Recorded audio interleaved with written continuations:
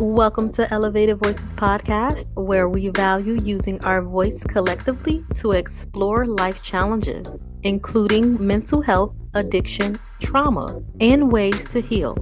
With our voice, we empower, encourage, and transform lives. I'm your host, Dysheka Bibbs, a certified trauma-focused therapist, licensed clinical social worker, and licensed certified addiction specialist. As we embark on this journey together, let's elevate our voice to echo the sound for the voiceless. Today's guest is an Imposter Syndrome Coach with a background in applied psychology. She uses holistic approaches such as psychology strategies to help women break free from imposter syndrome and release the pressures to be perfect. Elevated Voices Podcast would like to give a warm welcome to Ayesha Noelle for joining the show. Thank you so much, Ayesha, for being here. Thank you so much for having me. I'm super excited for today.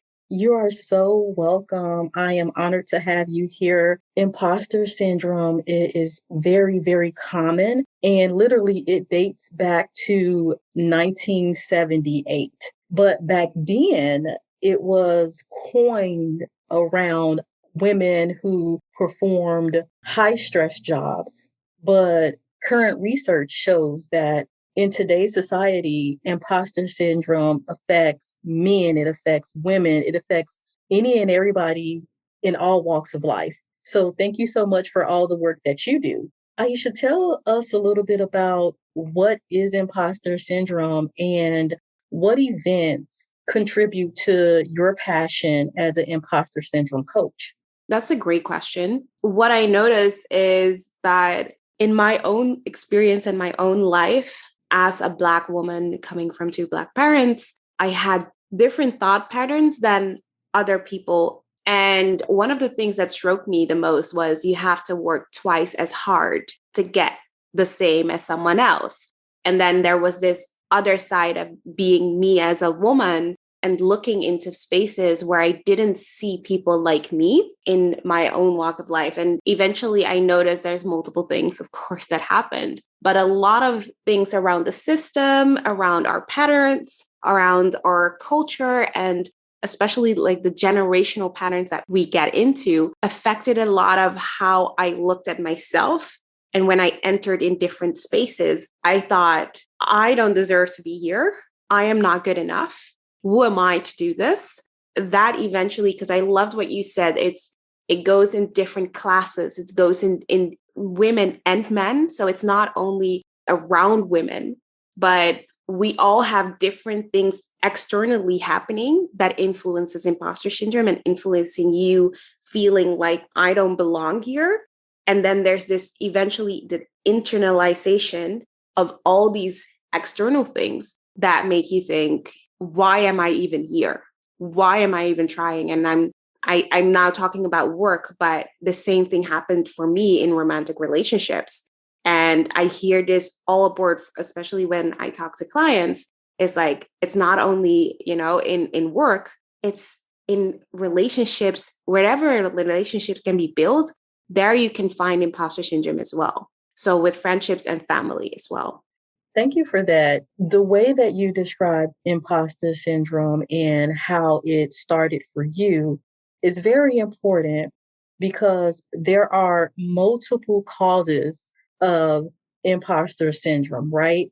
So you have the family upbringing aspect, you have the work school aspect, you have the personality aspect, and then the interpersonal aspect as well.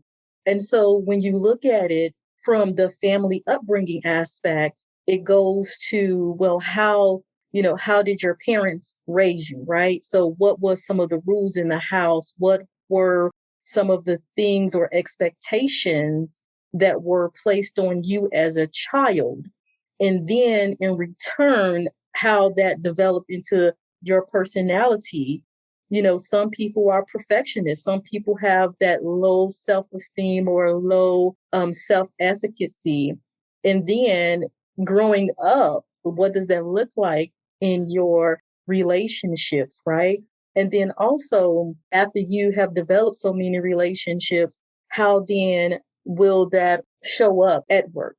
Yes. I love how you summarize this, first of all, but also how you touched on the family aspect and how the rules that are made in the house, but also sometimes we tend to forget about the silent rules, right? The things that your parents do that you subconsciously take as your own, and all those generational patterns that you take in and okay, I see them doing this and they don't believe that they deserve this, or they don't believe that they are enough, or they don't believe this and this and this, and that's how I see it through their actions. In my environment, I actually came in an environment where my parents said, you can do it all. I have very supportive parents, but the difference is that, first of all, okay, yeah, mom, I believe you. You say that because you love me, but you also have that different pattern in which you look at them and you're like, okay, they say this, but when I come home and I have a quote unquote failure, they don't understand it. They make it a bit personal, or when they fail themselves, they beat themselves up. Or when they are in places they're like, I don't belong here, but I do my work. Or I don't have this, this relationship with this one, and it doesn't feel like on the same level, I don't belong there. So the subconscious things that we pick up are so important, because those actually determine as well as how long we're going to take this pattern going on. And again, imposter syndrome is a psychological pattern in which you believe that you are not enough, even though you have the proof that you are totally capable. So it's not a disease again, but just to know that this pattern can go on because there's so many subconscious influences. Right. I love the fact that you highlighted that, because it's a pattern and it starts internally. Yes, you have external things that impact that, right? Yes. Let's take a moment to talk about your self-talk schema. So if your self-talk, right, to yourself is always positive, you have supporting parents, you have a supporting network, then when things like a failure do occur, you can look at that failure. Yes, you might feel disappointed or you might feel hurt, right?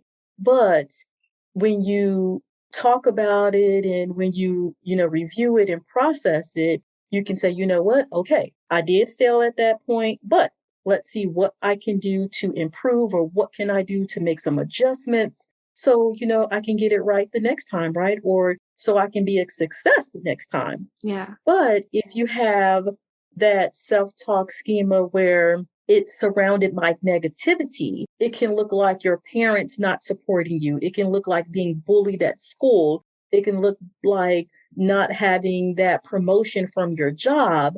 And all of those things are negative, or you see them as failures, right? So you start internalizing that. So all of that unhealthy thinking begets a pattern of self-doubt, right? And then that self-doubt turns into either you are going to overachieve or you're going to procrastinate, right? Because you just so worried about, your progress or your performance. Yes, you articulated so beautifully, and especially on the last part where you say you can overwork or you can procrastinate. One thing that I notice with imposter syndrome is that we tend to personalize it. So there's this identification with it. So not, okay, this went wrong, right? Okay, this project is a failure, or this relationship just didn't work.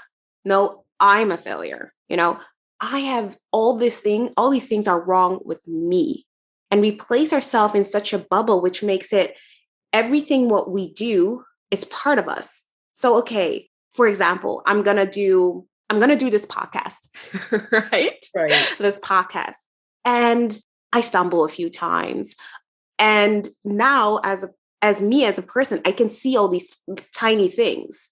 But when you experience imposter syndrome, you just think, I just sucked. Right. I failed. This podcast was so bad. And then you can tell me, right? Oh, but it was great. It was amazing. But you, as a person who experiences imposter syndrome, can look at it like, no, have you seen what I've seen? And when you have that part where you're like, okay, other people don't understand this, right? What I'm experiencing, I know I'm bad. I know I can't do this. I know I'm a failure. How hard is it then to just show up as yourself 100%? It is either you are going to overwork, right? Get every detail right. Know that you have every word to say, that you can do it all flawlessly, or you're going to not do it all.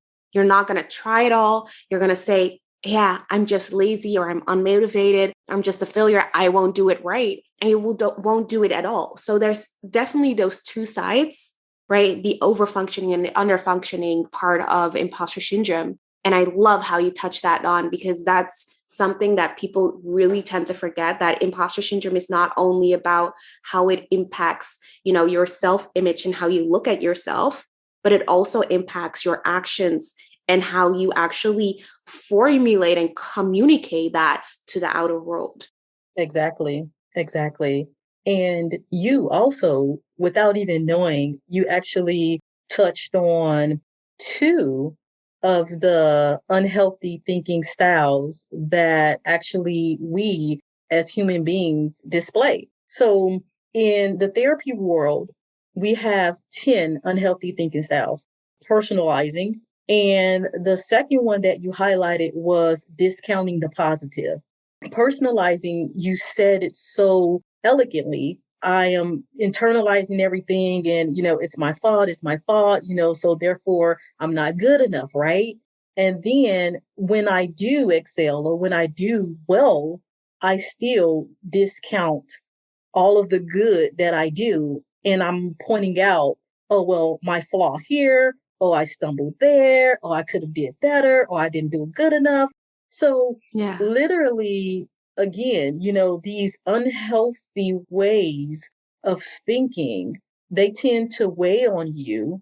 And then before you know it, you're struggling with depression, you're struggling with anxiety, you're struggling with low self-esteem. And then you're asking yourself, oh my gosh, well, how did I get to this point? Yeah. Right? Yeah. Yeah. I was fine at first, but it's like, gosh, what happened? And so I tell people, your thoughts happen. That part. Yep, your thoughts happen. Yeah. Because your thoughts, your emotions, and your behaviors, they're all connected. So when you have unhealthy thoughts, sometimes those emotions surface, and then you start to act on what you're feeling and what you're thinking. So, all of that ties into, well, I'm not good enough because I feel this way, I'm acting this way, so it must be true. But we forget that that's just a habit, and a habit can be changed, right? It can be changed. Yes. It can definitely be changed. And I love what you said there, because some people have this misconception that imposter syndrome is something that is a lifelong thing. Imposter syndrome is, again, it's a pattern. And with every pattern, it can be broken, but we need to understand the trigger. We need to understand why it is there. And we need to understand how to tackle it every time we actually experience that trigger. You probably know this as a therapist as well, is exposure therapy. How the less you are exposed to the trigger, the less you notice it. But are you in an environment where there's a lot of triggers without even knowing that? Yeah. All the time, you're going to experience that. The misconception also is that imposter syndrome is for everybody at the same level. Some people experience it very highly, experience it almost daily, and other people, well, they don't even notice it anymore. It's just normal, and it's their way of life. But when it becomes a problem, and what you said, it leads to depression or a burnout, well, then you're already too late. Right. Right. Then you're already in that phase where you're like, I need to start way back to the beginning. So the best part is to work on imposter syndrome when you actually notice, okay, I'm noticing that people are telling me all these things. People are saying all these positive things to me, and I can't see this. Right. I am at this place, I'm in this loving relationship, but I still feel like I'm not good enough for this relationship. I'm in this lovely job, but why am I actually having this job? I don't deserve this. When are they going to find out that I'm actually not as good as I am? Right. You know, or you're losing sleep because you're constantly thinking of, oh my God, tomorrow is going to be that day. I have that presentation. Okay, let me work. Let me do all these things because I don't want people to notice how I'm actually thinking about myself. I don't want them to notice that I'm actually not that good. Right. Thank you so much for highlighting some of the signs that people or individuals can exhibit when they are going through the phase of imposter syndrome. On the other hand, you basically identified different levels. And then you also talked about triggers, right? There are 5 types of imposter syndrome: perfectionist, the superhero, the expert, the natural genius, and the soloist. And so I am going to take perfectionism or the perfectionist, and I'm going to use that in the example that you gave with triggers. Triggers can be anything, guys. It can be people, places, things, situations, right? So I want you to think about yourself as a child growing up. And in your household, mom or dad or whoever your caregiver may have been at that moment literally was overbearing. They pushed you too hard. And literally, it was like, you have to do better. You didn't try hard enough. And they keep pushing you and they keep pushing you to the point where it's unhealthy. Okay. To the point where it's unhealthy. And you then internalize that as a child, I have to succeed. I have to give my all. I have to push myself to that breaking point in order to get straight A's, in order to show or prove that I am perfect and I can do this, right? So then again, you carry that into your adolescent, you carry that into your adulthood, and then again, you're developing into a perfectionist. And when you are a perfectionist in the imposter syndrome realm, it's basically nothing is never good enough for you. You feel like you're never satisfied. And it's like, I need to do better. Even you have done an absolutely great job. It's still that whole notion of, I need to do better, right? So when you are a superhero or the type of superhero in the imposter syndrome world, you feel inadequate. So you push yourself harder. And then the expert, they are always trying to learn new things, even though they may be highly skilled, but they underrate their expertise. And then the natural genius sets extensive goals. And when they don't meet those goals on the first try, they look at themselves as a failure. And then the soloist is the person who prefers to work alone because their self-worth is based off of what they can accomplish. And if they ask for help, is seen as a weakness. It seems like they're incompetent. So those are all the types, because I know you talked about the levels. So those are the types of imposter syndromes that someone can experience. Yes, that's correct. And those types are, because sometimes people come to me and are like, okay, but I recognize myself in all of them. Most of the times it is possible, right? It's possible that you recognize yourself in all of them, but it's all about how you measure success. And I love how you highlighted it per imposter type. For example, perfectionist sees success as when they do it without any mistakes. And if you look at that, right, if that's how you measure success, what a weight on your shoulders for everything you do. What a weight, because everything you do, you have to look at, okay, wait, okay, is this grammar thing okay? Right? Okay, how am I dressing? Is that okay? Like you're looking at all these factors because you don't want to make any mistakes. And that's the crazy part, because mistakes happen if you want it or not, if you do it or not. Right. I had a client and she worked with someone and he delivered such a faulty job that every time that he came in and delivered that, she had to piggyback on that job. So eventually she was doing 2 jobs because he was making so many mistakes.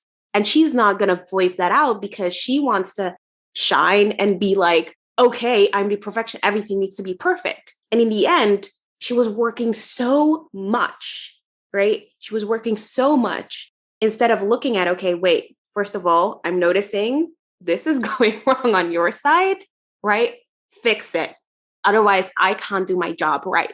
And I need this and this and this and this things. And that's also why it's so good to look at the soloist who doesn't ask for help, right? Who thinks they all need to do it themselves, is when you are in that situation, stating, this is not working and this is making my job difficult, but understanding, okay, if I ask that and if I say that and I want that help, we can eventually go to 80%, maybe not 100%, but 80% first.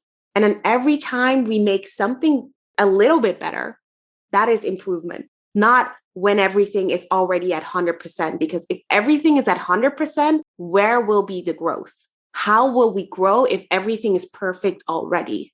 Exactly. I know for myself, I think that I dipped into all of those categories as well.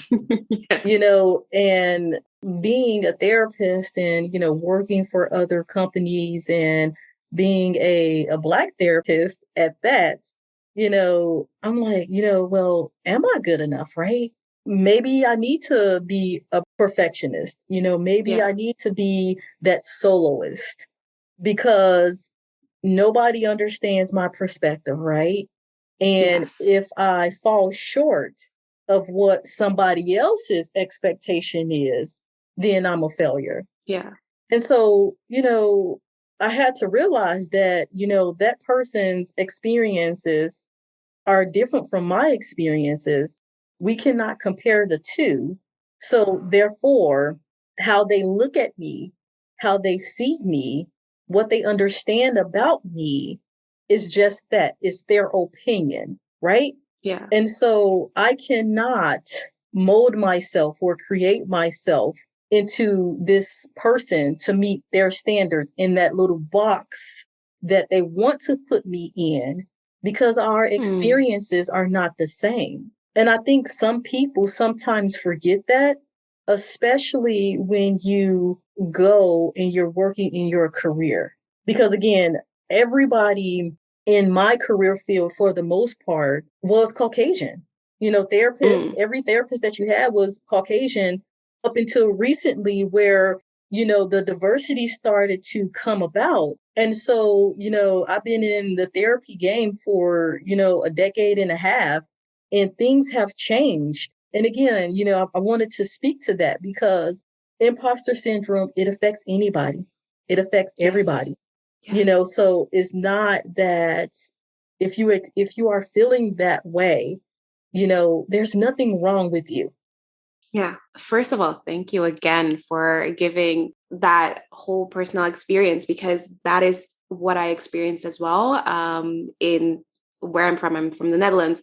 All these white therapists and psychologists, that's the first thing that you look at. So that's your first normal. And that's how you think, okay, this is how it's supposed to be. But in that sense, there are other experiences and other privileges that you have, the other advantages you have because you're a Black woman, because you lived through a life as a Black woman. And I think for people who experience imposter syndrome, they need to know that as a person themselves, you have all these unique experiences that you may look at sometimes as a disadvantage, but it could be your advantage. For me, I experienced imposter syndrome for 11 years. I experienced it in my childhood already. I was constantly actually in such a depression mode that I felt numb. I felt numb. I couldn't touch my feelings anymore. Mm-hmm. So I needed to get out and understand, okay, but who am I? That's the first thing. Who am I? Because imposter syndrome is, again, it's not a capability problem, right? Right. It's an identity problem. So you need to go back to the I. You need to go back to, okay, who am I? What are my advantages that I have that I might now see as a disadvantage? So first look at all the disadvantages that you think you have, and then go them to the other side and write there, okay, but how could that be an advantage actually for me? How could this be actually a privilege? And how could I use that? And in what spaces should I surround myself in then? Because that's the thing. If you are in a space where you feel like an imposter, oftentimes that means that space is not safe for you yet to be fully yourself. And so you need to address, okay, what is that space? What is this environment? And if that is the environment where you don't feel safe yet, okay, where are other environments where I could feel safe? So for me, especially, I went to a Black therapist when I had problems because I felt safe there. Online, I have spaces, right? Friends I follow that are Black entrepreneurs or people of color. And I work especially also with people of color again. I created that space. And it's not that you have to create only a bubble, right? Eventually, you do need to see other people and have that, because that reference is also how you can element who am I and who are they. So it's good to have that. But first, you need to go in a space where you can be fully you, where you can be safe and explore yourself. And the last thing I do need you to do is to figure out, how do you measure success and how do you measure failure? Are you the perfectionist where you think, okay, success is only good when I make no mistakes? That is success. Or are you maybe the expert where you think, I am only successful when I know everything about a subject? Or are you the superhero who has to do it all, everything? So you have to be the super mom, you have to be the super employer, the super friend, this and this. Is that then success? Find out your success and actually look at, how is it holding you back, that way of looking at a success? And how could you actually reframe that success and make it so that you allow yourself to grow? Exactly. I really appreciate you pointing out ways that individuals can cope with and manage imposter syndrome. You said start with self first. Self identity is very big. Yes. And in exploring your self identity, acknowledge your feelings. Yeah. Acknowledge your thoughts, create a supportive network that, they support me, we talk, we support one another. And, I know my place. I know that I am valuable and I am comfortable with self. Yeah. But then also being able to highlight what are my strengths and what are my weaknesses. Yeah. Because there's always room for improvement, right? For me, I am really good at being a therapist, and I know that. Not only because I have been told by the clients that I work with, this is a passion that I have. Yeah. And the experiences, my life experiences that I have, which contributes to making me a great clinician, no one can take that away from me. Yeah. Lastly, you basically also highlighted being able to develop a response plan, because there's a difference between being reactive and being Yes. responsive or responding to the situation at hand. Because if you're responding to the situation at hand, you're able to, like you said, identify where the problem or the issue is, right? And then being able to pause, think, and then execute whatever solution that's appropriate to solving, that problem. I love it. I love it. Yeah. And do you actually have one tip that people could maybe use? As you said, you were also in that space where you experienced it a bit. How did you handle that? I had to take a step back and I had to think about my purpose. So, Yeah. what I am trying to accomplish, and then how I have been successful with Yeah. accomplishing that particular thing in the past. And I then in return, I basically pulled on those experiences and I made sure that I put that in the forefront of my mind. And I said, despite what somebody might say, despite the criticism that you may receive, remember you did this, this, and this. Just because I'm focusing on the positive, I didn't discount the criticism because people may see something different. And I will reflect on that to see how it fit into the bigger picture, my bigger picture, my overall life. So that's basically the tip that I will give anybody. And criticism, and I most of the time say feedback, especially feedback, right? Feedback is not always bad, but when you receive feedback, also ask, how did they get around that feedback? Because sometimes people would say something just to say something. Could you have explicit examples? And when you have that clarity without thinking for yourself, but letting the other person think, then, of course, precisely what you said, you go forward and you can understand, okay, what does that say about me then afterwards? Exactly. And I like the way that you phrase that because it gives you time to reflect. Yes. It gives you time to reflect. And again, not all feedback, not all criticism is bad. Yeah. And again, also ties into your personality. How do you receive feedback overall as a person? Yeah. Right? Because for me, if you're going to give me feedback, I need it to be straight. Don't beat around the bush. Just give it to me straight, whatever you see right or wrong. So therefore I know, then I can make changes. Yeah. Don't sugarcoat it. Yeah. Because it's a waste of time. Just tell me what it is that you want, what it is that I did or did do. So therefore I'm aware of it, right? Because self-awareness, again, that key word, self, right? Yeah. Is important because if I'm not self-aware, then I cannot be self-conscious about it in order to change it. Yeah. Yeah. So Ayesha, thank you so much for taking this opportunity to share your experience with imposter syndrome. So if there are listeners who may be either struggling or want to know more about you or reach out to you for coaching, how can they reach you? They can reach me through Instagram.